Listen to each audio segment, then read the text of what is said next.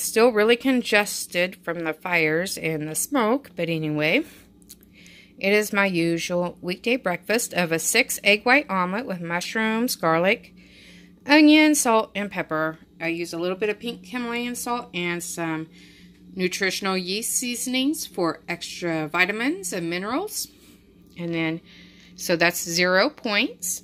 And then for 2 points, 1 point each, I have 2 slices of Aldi's Fit and Active bread. They're 45 calories each and 1 point per piece of bread. And then I add sugar-free homemade peach jam that I made for 0 points and a few spritzes of the parquet spray for 0 points. Then I make a 2-point oatmeal with a 1/4 cup of oats, some water, a splash of coconut milk.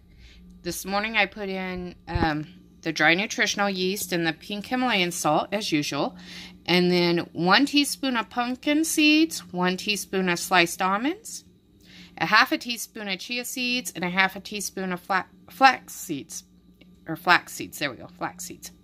And that all comes up to still 2 points.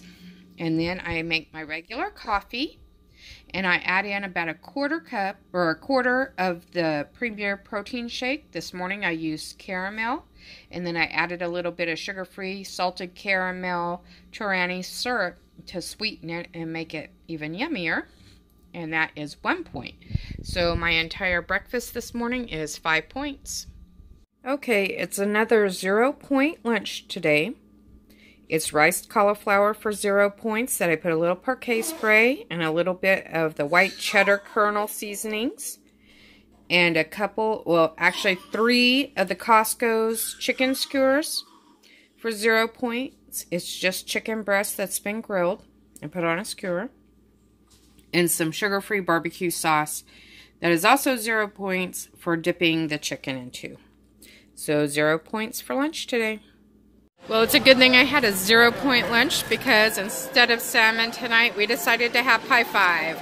It is piled high with vegetables, but also lots of cheese. But, you know, it still looks yummy. And I'm only probably going to eat half of it, which who knows how many calories that is. But I did get the cauliflower crust, and so I'm kind of excited to see how the cauliflower crust will taste. I've never had cauliflower pizza crust and I always wanted to try it.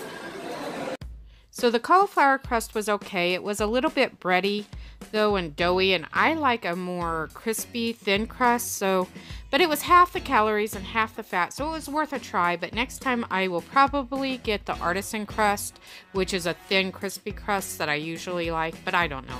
It was still good and I liked it okay, but just not as well as the artisan crust. I also got a large latte with almond milk at Dunkin' Donuts because it was my birthday and it was free, and I'm not sure how many points that was. I just went with whatever was in the search when I tried to put it into my tracker.